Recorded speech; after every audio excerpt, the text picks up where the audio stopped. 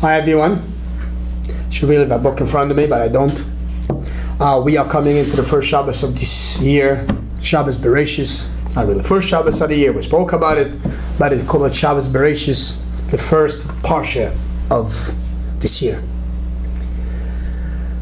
And in this parsha we're learning Bereshis bara Elokim et hashamayim v'et haaretz, the beginning of creation. And we're having that famous first Rashi. Rashi is asking the question, it quotes from the Midrash, why is it that the Torah begins with the history of God creating the world? Why isn't the Torah talking about the mitzvot? When this is what Rashi says, it should begin with a chodesh hazeh lachem, this is the first mitzvah. Why does the Torah talk about history of building the world? It's a good story, we need to have it, but is that got to be first thing? Look up the first Rashi in the Torah. Rashi answers, again as I said, he's quoting the Midrash. Rashi answers that the reason why is it so, because one day Am Yisrael is going to take over Israel. And the Gentiles are going to say, what is this? You're a bunch of robbers taking away our land. So this is why the Torah is to begin, that God created the world. What's the symbol of it? God created the world and He gave different parts to everyone. But the same as He gave it to whoever He wants, He can take it away. And that's the idea. When God gives us Israel, we're not robbers, we're not taking it away from the Gentiles. He gave it to them, and then He gives it to us. And this is the reason why the Torah begins with creation of the world. There's a lot of talk about it. Our Rebbe speaks a lot about this Rashi. Just one point. In a much deeper sense, an idea that's relevant to us in our day-to-day life. What does it mean the Gentiles are complaining with robbers? Aren't they robbers? We'll learn the Torah. They took also from another nation. Suddenly we are the bad people. It's got to be much deeper than that. And the idea is, it's in a spiritual sense the sole argument. And the all complainer that they have against us. And this goes through the entire history since the world was created. And then it continued with Ishmael and Yitzchak, with Yaakov and Esau, and so on and so forth. And what is the argument? They say that God gave the spiritual world to the Jews, yes, but the physical world to them. What does it mean? Esau complains and he says, you received the negative, the kedusha, the holiness, but I received the positive. I'm sorry, you received the positive, but I received the negative. Let me enjoy my negative. What is their complaint? How is it possible that a Jew has the power to take the negative and turn it to positive? Positive is yours, keep it. But let the negative stay with me. But it's not so.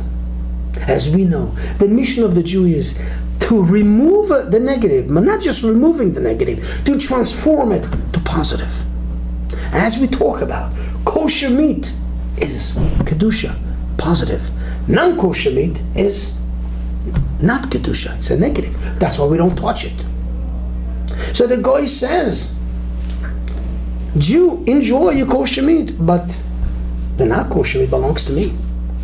We have the power that we can take the non-kosher meat and turn it to kosher. Do you know how? This is the power of the Bala Teshuvah. This is unfortunately Jews. We have through our history of Jews that by mistake they failed. And they ate non-kosher. But when they repent, when they do tshuva, the non-kosher food becomes kosher. That's called turning negative into positive. Well, this is what he's saying. We are robbers. We take away their source of power, the source of substance. We take even the non-kosher stuff, or we make it kosher by doing tshuva. And this is what we answered them. You're right, God gave it to you. But God is the creator of the world. And He gave it to you. But He gave us the power through the tshuva that we can remove the negative, transforming the negative into positive. And that's the beauty, the symbol of the Jew. Well, this is what it says, "B'makom shebal tshuva umdim tzadikim gmurim einam yocholim lamod." The power of Baal Tshuva is the power God gave. is they can go deep into the negative and they transform it to positive. As we know the famous story with Rabbi ben Durdaya. Rabbi ben Durdaya, the Gemara itself calls him Rab. Rab in Gemara means a holy man. But I don't want to get into all the details. It's a Gemara in Avodah Zarah. But the Gemara tells us a story about him. He didn't leave one transgression that he didn't commit. He didn't leave one woman and not doing adultery with her, and so on and so forth. Really not positive. Very negative. But one day, as the story in Gemara goes, again, I'm not sharing the details because you can learn it yourself in Gemara. But one day, this woman woke him up, it's time to do tshuva. And we have the great level of tshuva that he did. And we call it in Talmud tshuva ma'abat, tshuva out of love. And when he did that tshuva, he transformed all his horrible sins. And look at the Gemara, it's not nice. Very, very bad stuff. He turned it into Kedusha. And so much that the Gemara calls him Rabbi Elazar ben Durdaya.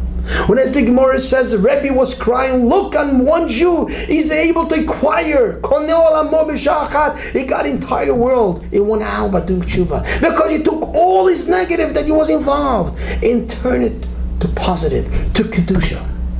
That's the power of the Jew. And this is why they say to us, why take this negative away from us? But Hashem says, and this is why Hashem talks about the creation of the world right in the beginning of the Torah, to tell us, I created the world. And even though I gave you your part, but I still give the Jew the power of everything, that he's able to transform all the negative and make it into Kedusha and to positive.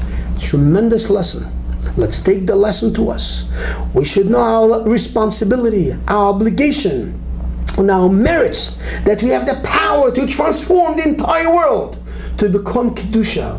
And the transformation will be, Meretz Hashem, Ben Mashiach will come through the avodah, through the work of all our Jews together, that we gonna have the entire world, a world of holiness, a world of Kedusha, that even the Gentiles will turn into Kedusha. The whole world, as it says, the Amei Haaretz, all the nations will turn into Kedusha.